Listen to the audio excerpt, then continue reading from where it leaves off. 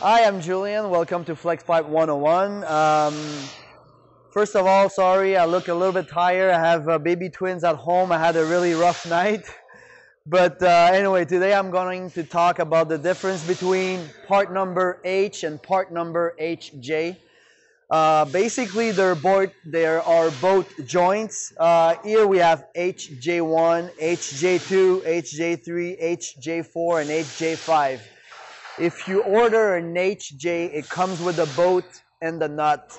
But you can also order single joint, so just this part, and this one is called H1.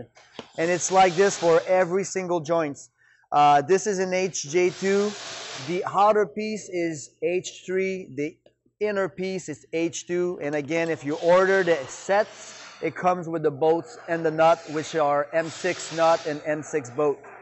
So when we're shipping the parts, it comes as unassembled. We don't put them in a bag, or we don't do the processing of assemble them. So it comes as single units. So by the time you're getting used to it, it's much easier for you to order single joint either than joint sets. And if you notice, this H2 is used for the HJ3 sets and the HJ5 sets, so much easier for you to manage your stock internally.